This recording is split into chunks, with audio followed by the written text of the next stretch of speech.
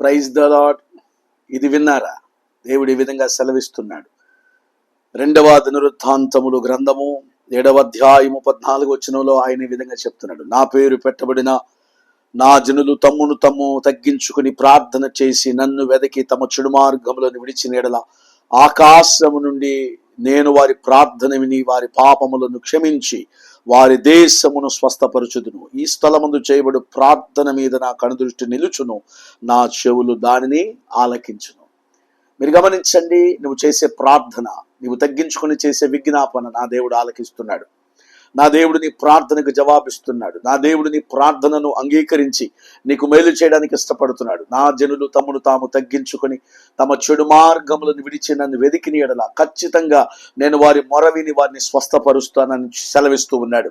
ప్రియులారా, ఒక్కసారి మీరు చూడండి, హోషేయ రాసిన గ్రంథము, హోషేయ అనేటువంటి వ్యక్తిని మనం చూస్తే 2వ దినవృత్తాంతములు 34వ అధ్యాయము దయచేసి మనం 27వ వచనం చదివితే, నీ మనస్సు మెత్తనిదై ఈ స్థలం మీదను దాని కాపురస్తుల మీదను దేవుడు పలికిన మాటల్ని వినినప్పుడు నా సన్నిధిని నిన్ను నీవు తగ్గించుకుని నీ వస్త్రములు చించుకుని నా సన్నిధిలో కన్నీరు విడిచితవు కనుక నీ మనవి నేను ఆలకించితిని. హోషేయ అనేటువంటి వ్యక్తి దేవుని వాక్యాన్ని విన్నప్పుడు తను తాను తగ్గించుకున్నాడట, కన్నీరు కార్చాడట, తన మనస్సును మెత్తను చేసుకున్నాడట, వేదన పడ్డాడట, రోదన పడి దేవుని సన్నిధిలో ప్రార్థించినటువంటి హోషేయ అని దేవుడు అంటున్నాడు, నీ ప్రార్థన నేను అంగీకరించాను, తగ్గించుకుని నువ్వు చేసిన ప్రార్థన నేను ఆలకించాను. కనుక ఆయన ఇస్తున్నటువంటి మాట ఏమిటంటే, నీకు నేను నెమ్మదినిస్తాను, నెమ్మది గలవాడవై నువ్వు సమాధికి చేర్చబడుతావు.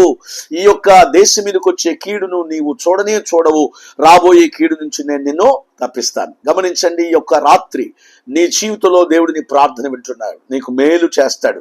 నీవు తగ్గించుకుని ప్రార్థన చేయి, కన్నీరు కార్చు, రోదన చేయి, నీ మనస్సు మెత్తన చేసుకో. నా దేవుడు కృపగలవాడు, నీ ప్రార్థన ఆలకించి ఖచ్చితంగా నిన్ను స్వస్థపరుస్తాడు, నీకు మేలు చేస్తాడు, నీ బిడ్డలను ఆశీర్వదిస్తాడు. నా పేరు పెట్టబడిన నా జనులు తమ్మును తాము తగ్గించుకుని నన్ను వెదకమని ఆయన సెలవిచ్చినట్లుగా ఈ రాత్రి ఆయన వెతుకు, అద్భుతము నీ యొద్దకు రాబోతా ఉంది. అట్టి